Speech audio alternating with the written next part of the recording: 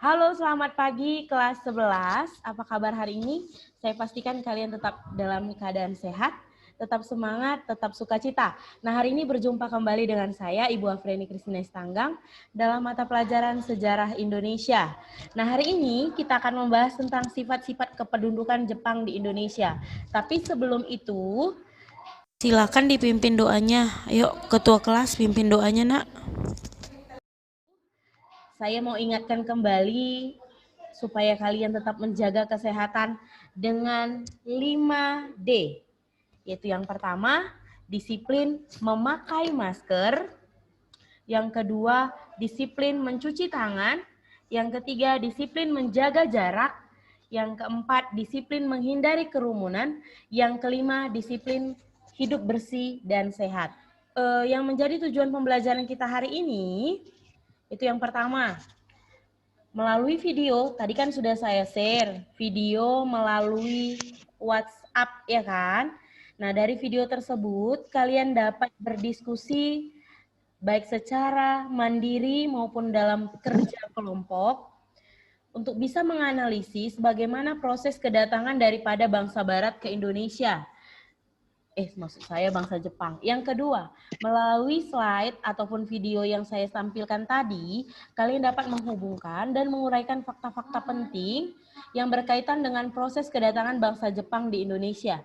Yang ketiga, melalui diskusi dan tanya jawab nanti akan kita lakukan, kalian dapat menyebutkan sifat kependudukan Jepang di Indonesia. Dan yang terakhir, melalui pendekatan HOTS, kalian dapat menalar bagaimana sifat-sifat kependudukan Jepang yang akan kalian kerjakan nanti di LKPD.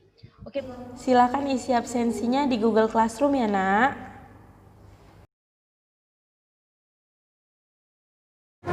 Kedatangan Jepang membuat kejayaan kaum Eropa dan antek-anteknya di seluruh wilayah Nusantara terbabat habis. Apalagi setelah Jepang secara tegas menghapus segala hal yang berbau Belanda. Bahasa Belanda dilarang digunakan di semua jenjang pendidikan. Demikian juga dengan budaya dan sejarah Barat seperti nama-nama wilayah dan kota yang dikembalikan sebagaimana aslinya. Contoh nyata perubahan nama itu adalah Batavia. Pusat kekuasaan pemerintahan Hindia Belanda ini oleh Jepang dikembalikan namanya menjadi Jakarta, yang diresmikan bertepatan dengan perayaan Hari Perang Asia Timur Raya pada 8 Desember 1942. Jepang kemudian mewajibkan penggunaan bahasa Indonesia sebagai sarana komunikasi utama. Mereka bahkan mengizinkan pengibaran bendera merah putih dan dinyanyikannya lagu kebangsaan Indonesia Raya. Bangkitnya harga diri dan kebanggaan sebagai bangsa Indonesia itu tentu saja adalah bagian dari narasi besar Jepang yang menyatakan diri sebagai saudara tua sesama ras Asia. Kenyataannya, selama masa kekuasaannya di Indonesia, pemerintah militer Jepang berusaha memobilisasi seluruh sumber daya negeri ini, yakni mineral dan bahan mentah, hasil bumi berupa pangan dan sumber daya manusia. Kesemuanya tidak lain adalah untuk kepentingan perang Jepang. Tadi sudah saya share video. Oke, baiklah, saya akan bertanya dulu kepada si Eben. Ada Eben? Ada? Oke, silakan. Menurut Eben, apa yang bisa Eben jelaskan tentang video yang saya tampilkan di WhatsApp tadi, Nak? Menurut saya, Miss, kedatangan bangsa Jepang ke Indonesia itu seakan-akan menjadi pahlawan bagi bangsa Indonesia. Dan mereka juga mengatakan mereka sebagai saudara tertua di Asia. Mereka ingin membantu Indonesia. Dan mereka juga memperbolehkan Indonesia menggunakan bahasa Indonesia. Dan mereka juga mengubah kembali nama kota-kota yang diubah oleh Belanda ke nama yang sebelumnya. Tapi di balik itu semua mereka juga mempunyai tujuan untuk memobilisasi bahan sumber daya Indonesia, mulai dari mineral, bahan mentah, hasil bumi berupa pangan, dan sumber daya manusia. Oke, tepuk tangan dulu untuk si Eben. Nah, selanjutnya Ada yang bisa menambahi? Coba dulu si Sanaria. Coba Sanaria, tambahi dulu Sanaria. Apa yang bisa kamu tambahi dari yang sudah dikatakan si Eben tadi? Menurut tanggapan saya, Miss, dari video yang sudah saya tonton, itu kedatangan bangsa Jepang ke Indonesia ada beberapa faktor yang membuat mereka seakan menjadi pahlawan atau mengambil simpati masyarakat Indonesia terhadap sifat-sifat yang mereka keluarkan. Seperti bangsa Jepang itu mengubah kembali daerah-daerah yang telah diubah Hindia Belanda seperti Batavia, diubah kembali seperti semula menjadi Jakarta. Yang kedua, diperbolehkannya berbahasa Indonesia. Yang ketiga, diperbolehkannya berkibarnya bendera Sang Merah Putih, seakan-akan bangsa Jepang itu memberikan hak untuk merdeka bagi Indonesia. Namun di balik semuanya itu, bangsa Jepang juga memiliki tujuan, Miss. Tujuannya itu memobilisasikan sumber daya manusia yang ada di Indonesia, seperti hasil bumi, rempah-rempah, dan sebagainya.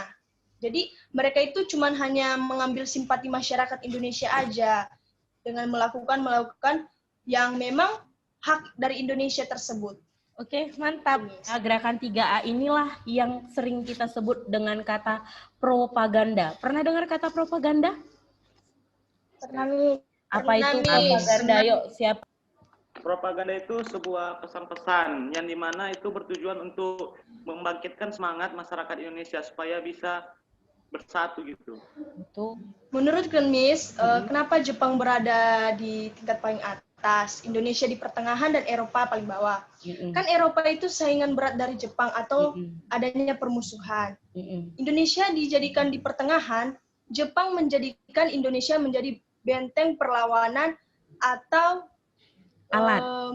Para masyarakat pemuda Indonesia itu dijadikan sebagai alat orang-orang dalam melawan Eropa gitu, Miss. Iya, gimana ya? Alat loh, alat. Ya, alat ya. Iya. Gitu, Oke, tepuk tangan untuk Sanaria.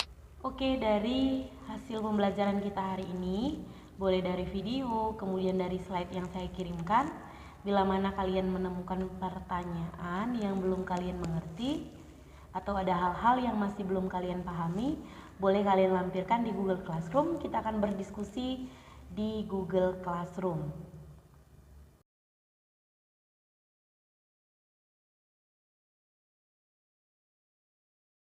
Nah, terima kasih buat yang sudah aktif, terima kasih buat yang sudah memperhatikan. Saya harapkan apa yang kita pelajari hari ini dapat berguna bagi kalian. Nah, siapa satu orang yang bisa menyimpulkan pembelajaran kita hari ini? Bisa, Bu. Oke, silakan Dio.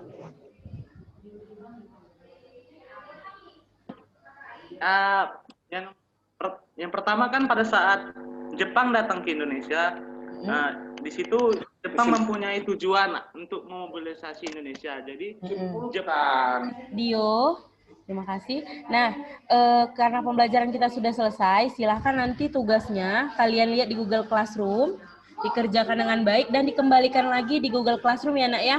Di foto seperti biasa, diedit, kemudian di foto, dikembalikan lagi ke Google Classroom. Oke, setelah itu kalian kirimkan biar segera saya periksa. Nanti saya kasih jatuh waktunya, masih ada sisa waktu 20 menit lagi. Silakan kalian kerjakan dengan baik. Oke, baiklah sekian untuk minggu depan. Materi kita adalah respon daripada bangsa Indonesia terhadap masa pendudukan Jepang. Oke, Sanaria, pimpin doanya Sanaria. Oke, mari kita bersatu dalam doa. Terima kasih Tuhan. Amin. Amin. Oke, terima kasih kelas 11. Tetap semangat, tetap sehat. Shalom, Tuhan Yesus memberkati. Shalom, Miss. Keluar kan?